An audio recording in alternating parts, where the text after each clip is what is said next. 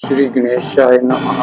ओम नमः शिवाय। श्री शिव पुराण विदेश्वर संहिता अध्याय 15 देश काल पात्र और दान आदि का विचार। ऋषियों ने कहा, समस्त पदार्थों के ज्ञाताओं में श्रेष्ठ सूत जी, अब आप क्रमशः देश काल आदि का वर्णन करें। सूत जी बोले, महर्षियों, देव यज्ञ आदि कर्मों में अपना शुद्ध ग्रह समान फल देने वाला होता है, अर्थात अपने घर में किए हुए देव यज्ञ आदि शास्त्रोक्त फल को सम मात्रा में देने वाले होते हैं। गौशाला का स्थान घर की अपेक्षा 10 गुना फल देता है। जलाशय का तट उससे भी 10 गुना महत्व रखता है, तथा जहाँ बेल, तुलसी एवं पीपल वृक्ष का मूल निकट हो, वह स्थान जलाशय के तट से भी 10 गुना फल देने वाला होता है। देवालय को उससे भी 10 गुने महत्व का स्थान जानना चाहिए। देवालय से भी 10 गुना महत्व रखता है तीर्थ भूमि का तट, उससे भी 10 गुना श्रेष्ठ है नदी का किनारा, उससे भी 10 गुना उत्कृष्ट है तीर्थ नदी का तट, और उससे भी 10 गुना महत्व रखता है सप्तगंगा नामक नदियों का तीर्थ। गंगा, गोदावरी, कावेरी, ताम्रपर्णी, सिंधु, सरयू और नर्मदा, इन 7 नदियों को सप्तगंगा कहा गया है। समुद्र के तट का स्थान इनसे भी 10 गुना पवित्र माना गया है, और पर्वत के शिखर का प्रदेश समुद्र तट से भी 10 गुना पावन है। सबसे अधिक महत्व का वह स्थान जानना चाहिए जहाँ मन लग जाए। यहाँ तक देश का वर्णन हुआ, अब काल का तारतम्य बताया जाता है। सत्य युग में यज्ञ, दान आदि कर्म पूर्ण फल देने वाले होते हैं, ऐसा जानना चाहिए। त्रेता युग में उसका 3/4 फल मिलता है। द्वापर में सदा आधे ही फल की प्राप्ति कही गई है। कलयुग में 1/4 ही फल की प्राप्ति समझनी चाहिए, और आधा कलयुग बीतने पर उस 1/4 फलों में से भी 1/4 कम हो जाता है। शुद्ध अंतःकरण वाले पुरुष को शुद्ध एवं पवित्र दिन सम फल देने वाला होता है।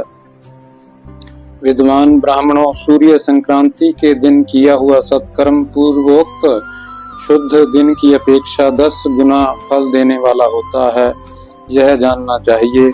उससे भी 10 गुना महत्व उस कर्म का है जो विषुव नामक योग में किया जाता है। दक्षिणायन आरंभ होने के दिन अर्थात कर्क की संक्रांति में किए हुए पुण्य कर्म का महत्व विषुव से भी 10 गुना माना गया है। उससे भी 10 गुना मकर संक्रांति में, और उससे भी 10 गुना चंद्र ग्रहण में किए हुए पुण्य का महत्व है। सूर्य ग्रहण का समय सबसे उत्तम है, उसमें किए गए पुण्य कर्म का फल चंद्र ग्रहण से भी अधिक और पूर्ण मात्रा में होता है। इस बात को विज्ञ पुरुष जानते हैं। जगत रूपी सूर्य का राहु रूपी विष से संयोग होता है, इसलिए सूर्य ग्रहण का समय रोग प्रदान करने वाला होता है। अतः उस विष की शांति के लिए उस समय दान, स्नान, दान और जप करे। वह काल विष की शांति के लिए उपयोगी होने के कारण पुण्यप्रद माना गया है।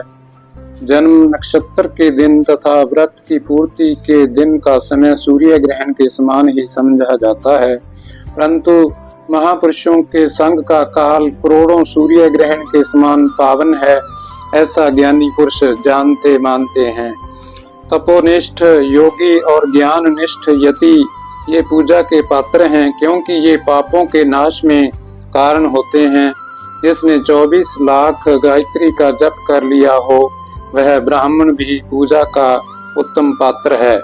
वह संपूर्ण फलों और भोगों को देने में समर्थ है। जो पतन से त्राण करता है, अर्थात नरक में गिरने से बचाता है, उसके लिए इसी गुण के कारण शास्त्र में पात्र शब्द का प्रयोग होता है। वह दाता का पातक से त्राण करने के कारण पात्र कहलाता है। गायत्री अपने गायक का पतन से त्राण करती है, इसीलिए वह गायत्री कहलाती है।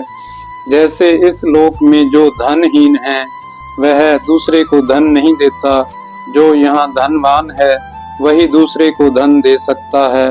उसी तरह जो स्वयं शुद्ध और पवित्र आत्मा है वही दूसरे मनुष्यों का त्राण या उद्धार कर सकता है।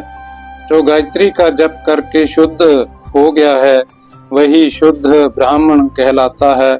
इसलिए दान, जप, होम और पूजा सभी कर्मों के लिए वही शुद्ध पात्र है।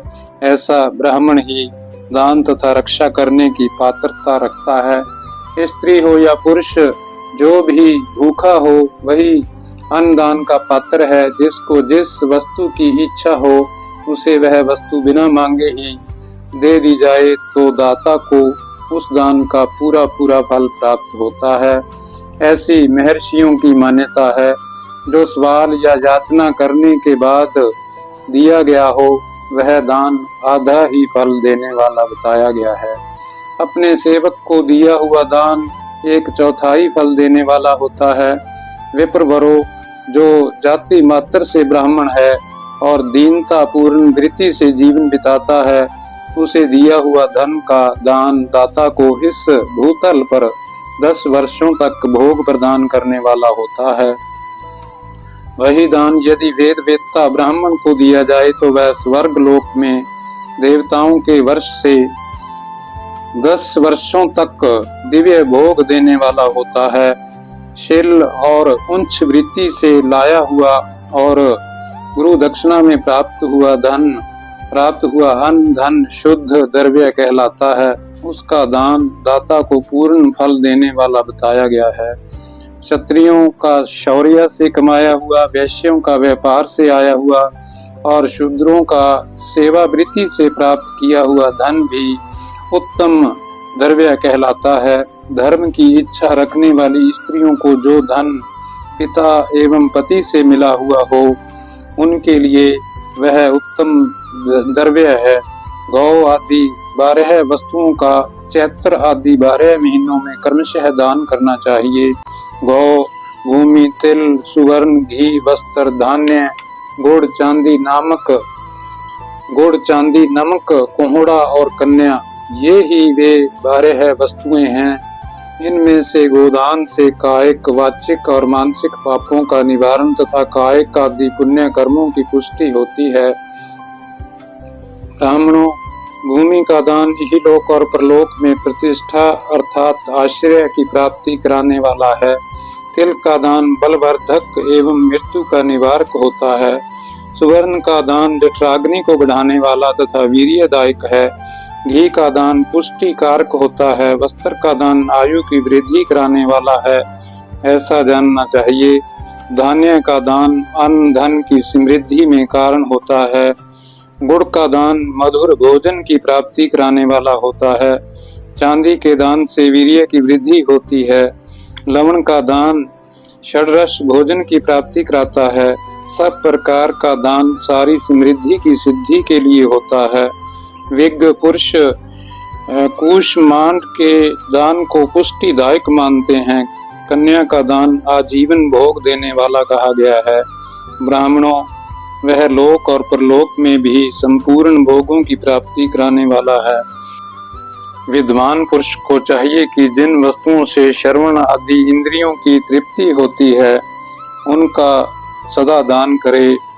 श्रोत्र आदि 10 इंद्रियों के जो शब्द आदि 10 विषय हैं उनका दान किया जाए तो वे भोगों की प्राप्ति कराते हैं तथा दिशा आदि इंद्रिय देवताओं को संतुष्ट करते हैं।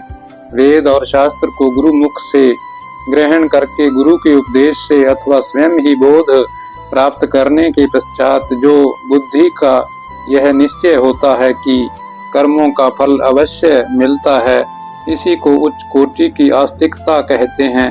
भाई, बंधु अथवा राजा के भय से जो आस्तिकता बुद्धि या श्रद्धा होती है वह कनिष्ठ श्रेणी की आस्तिकता है जो सर्वथा दृढ़ है। इसलिए जिसके पास सभी वस्तुओं का अभाव है वह वाणी अथवा कर्म अर्थात शरीर द्वारा यजन करे। मंत्र, स्तोत्र और जप आदि को वाणी द्वारा किया गया यजन समझना चाहिए तथा तीर्थ यात्रा और व्रत आदि को विद्वान पुरुष शारीरिक यजन मानते हैं।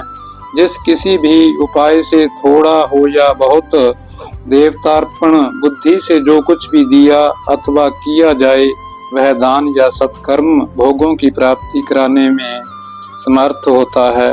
तपस्या और दान, ये दो कर्म मनुष्य को सदा करने चाहिए तथा ऐसे ग्रह का दान करना चाहिए जो अपने वर्ण अर्थात चमक दमक या सफाई और गुण अर्थात सुख सुविधा से सुशोभित हो। बुद्धिमान पुरुष देवताओं की तृप्ति के लिए जो कुछ देते हैं वह अतिशय मात्रा में और सब प्रकार के भोग प्रदान करने वाला होता है। उस दान से विद्वान पुरुष इहलोक और परलोक में उत्तम जन्म और सदा सुलभ होने वाला भोग पाता है। ईश्वरार्पण बुद्धि से यज्ञ दान आदि कर्म करके मनुष्य मोक्ष फल का भागी होता है। हर हर महादेव।